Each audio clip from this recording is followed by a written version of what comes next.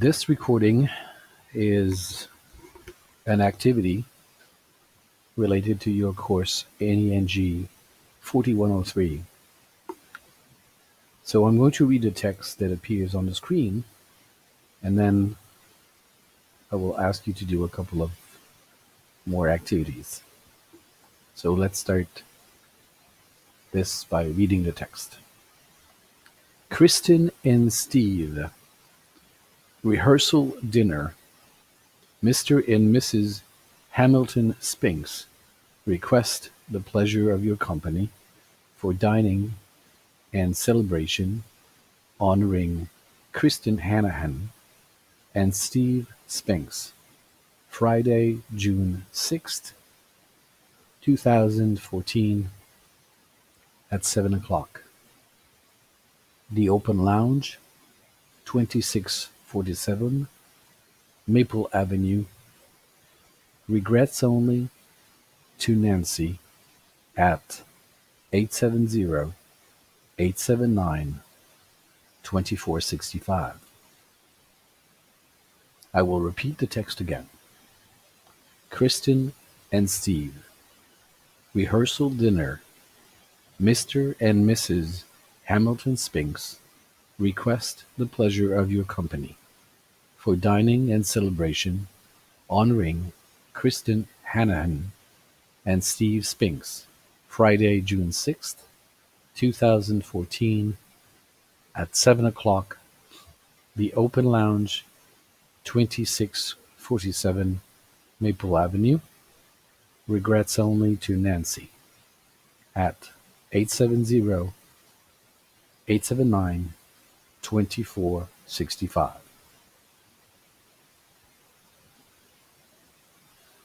Imagine that you have received the document above. Read it carefully and answer the following questions.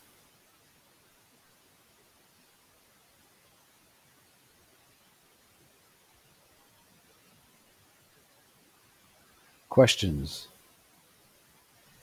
What is this document? What's the purpose of this text? Is this for a formal or informal event? If you don't know what formal and informal mean, I suggest that you look up the words in the dictionary. What kind of event is being discussed? When does this event usually take place?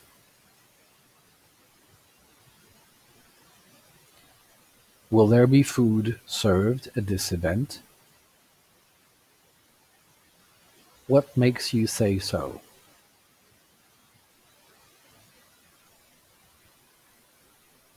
At what time are guests expected to arrive?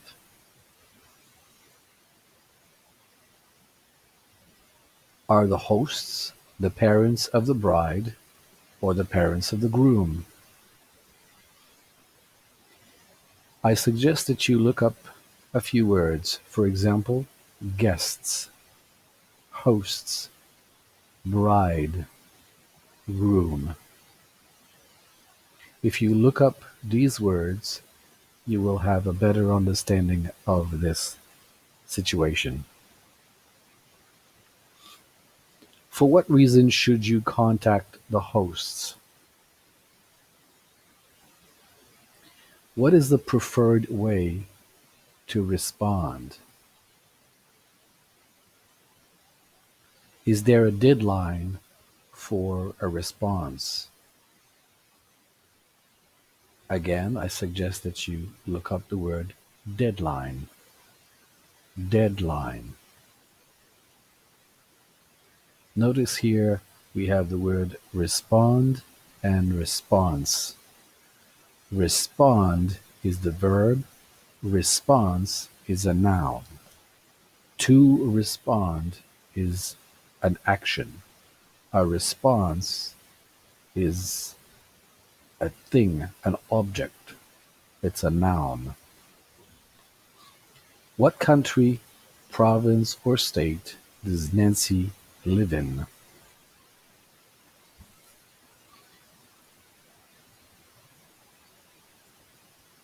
A hint here, maybe the information is not written in the text specifically, but if you look at the area code of the phone number that appears in the text, maybe you will find out the information.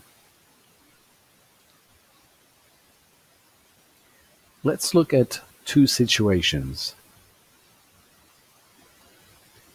Let's start with situation A. Look at the calendar below. Pretend that it is yours. It is your calendar. Call or write to the hosts and get ready to respond to the text that was sent to you, the text that appeared at the beginning of this recording. Your response must include the following elements: a self-introduction, a reason for your call or your letter or your email, whether you accept or decline the invitation. I want you to look at the calendar. The calendar will tell you whether you can accept or decline it. Your response must also include a feeling if you accept to participate, and additional questions if you accept to attend. For example, a question concerning a gift, a question concerning guests. If you decline to participate, you should also include a feeling. Your response must include a feeling and a reason for not attending. I want you to end the conversation or the letter appropriately. Here is the calendar, your calendar. So it says here June 5th, June 6th, June 7th, June 8th, June 9th. You will be out of town. Out of town. What does that mean?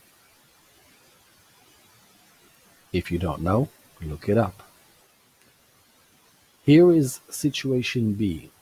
Again, look at the calendar below. Pretend that it is your calendar. Call or write to the hosts and get ready to respond to the invitation that was extended to you. Your response must include the following elements: a self-introduction, a reason for your call or your letter or your email, whether you accept or decline to participate. Again, look at the calendar. The calendar will tell you if you can accept or decline this invitation. If you accept this invitation, make sure that you include a feeling and also additional questions.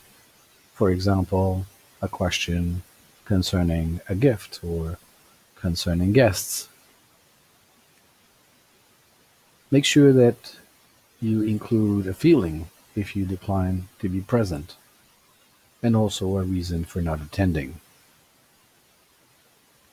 Again, end the conversation appropriately, whether it's a call or a letter or an email. Here is the calendar for the situation B. So on June 2nd, June 3rd, June 4th, June 5th, and June 6th, you'll be working on the day shift. Day shift. If you don't know what a day shift is, look it up. And on both June 7th and June 8th, you'll have a day off. a day off. So if you don't know what a day off means, look it up in a dictionary.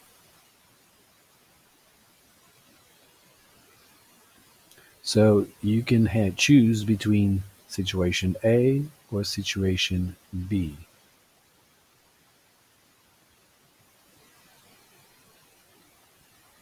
Here's the text again, and this is the end of this activity.